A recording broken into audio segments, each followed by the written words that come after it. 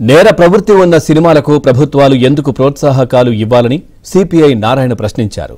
సంధ్యా theatre ఘటనలో పోలీసుల నిర్లక్ష్యం కనిపిస్తోందని ఆరోపించారు.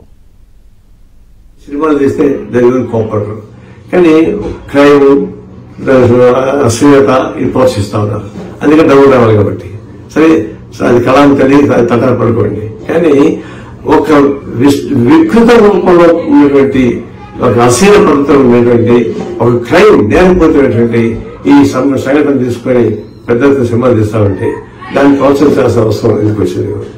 అదే సినిమా తీస్తున్నారు, రోడ్ షో చేసుకొని సినిమా హాల్కి వెళ్ళే పదవి రావడం లేదు. అది జనం ఎట్టబడుతున్నారు, సహజం. జనం వెంటబడే సహజం, జనం తప్పట్టు వీళ్ళ. అలాగా ఒక సందర్భం వచ్చినప్పుడు కళాకారులు ఏమైనా ఉండాలి, దాన్ని ప్రోత్సహించే పరిశ్రమ ఎట్లా ఉండాలి, దాని ప్రజలకు సందేశాత్మకంగా లేదా అది చూడాలి. ఇతర ప్రభుత్వాలు కూడా ఒక చీప్ పాపులారిటీకి పోయి ఏదో పాపులర్ సినిమా ప్రోత్సహిస్తే ఓట్లు ఎక్కువ వస్తాయని చెప్పి వాళ్ళకి రేట్లు పెంచడానికి ఏర్పాటు చేస్తున్నారు. రేట్లు పెంచడానికి ఏర్పాటు చేసి ఎవరు చేస్తారు? జనతా అనుకుంటున్నారు.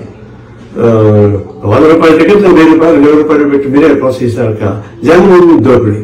ప్రజలు దోపిడీ చేసి వాళ్ళు లాభాలు సంపాదించుకోవచ్చు, ప్రభుత్వం దాన్ని ప్రోత్సహించవచ్చు. వాళ్ళు సినిమా యాక్టర్లు కానీ ప్రొడ్యూసర్లు కానీ నిర్మాత కానీ 100,000 కోట్ల డబ్బులు సంపాదించుకోవచ్చు. ఇది మనకు కనిపిస్తా ఉన్నట్టు నేపథ్యం. ఆ నేపథ్యంలో పుష్ప సినిమాను చూడాలి.